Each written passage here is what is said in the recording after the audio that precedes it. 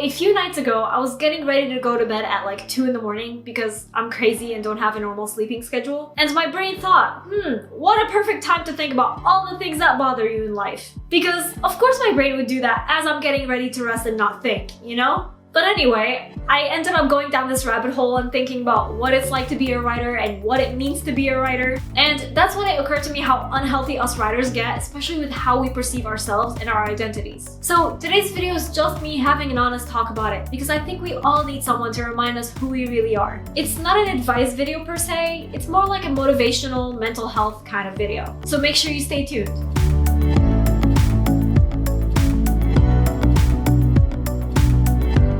Hey guys, Nour here and welcome back to my channel. For those visiting for the first time, hello, I'm the fantasy author of the novel Divinity Falling. Be sure to subscribe for weekly writing advice videos. So as you already know from my intro, we're talking about what it means to be a writer and self-identity and all that.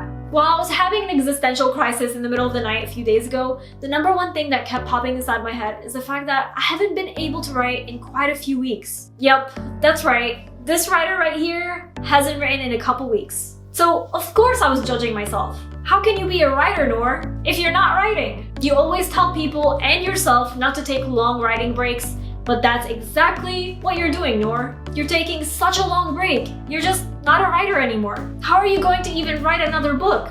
You're not. It's impossible, Nour. As you can see, I was spiraling. But anyway, I was able to calm myself and think about my current situation. Michael and I have been in the middle of planning stuff, and we've been doing it in the middle of a pandemic. And doing everything we've been doing meant sacrificing my writing time, so it hasn't been easy.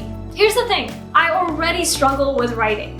Don't get me wrong, I love writing, but I feel like my process tends to be a little different than some people. When I write, I take my time to process my thoughts and just feel out the story. My process is simply slow. I'm sure there are many writers like that out there. I can't be the only one who's a slow writer. But then, on top of having a slow process, during this whole couple weeks, I end up having no process at all because I'm just so busy, and that just about breaks my self-identity as a writer. Except, it really doesn't, because writing is wonderful and I want to write for the rest of my life.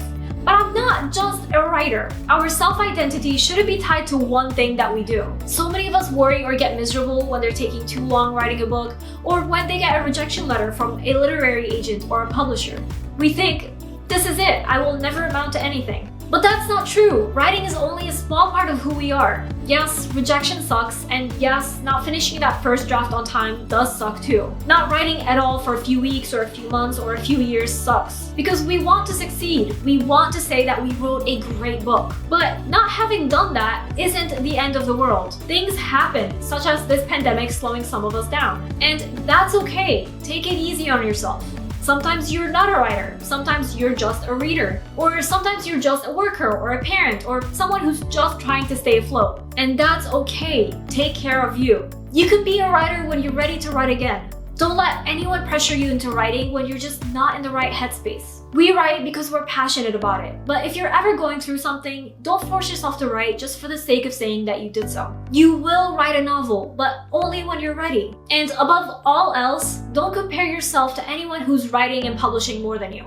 Everyone has their own journey. You might not be on a roll today, but you could be on a roll tomorrow. So that's pretty much all I wanted to say. Take care of yourself first. Writing a novel will happen when you're ready, and don't let anyone make you feel bad about that. I'm curious, do you ever feel like you're not a writer because of standards you've given yourself? And do you ever struggle with your identity as a writer? There's no judgment here. Let me know in the comments. If you're new to my channel, be sure to subscribe. I put out weekly writing advice videos that will take your story to the next level. Also, don't forget to follow me on social media to see what I'm up to from day to day and to chat with me. And before we go, I just want to give a quick shout out to Sarah Frayne and Lori B from my shoutouts here over on Patreon, as well as all my amazing patrons. You are all so awesome. Thank you so much for your support. And remember, Nour for president!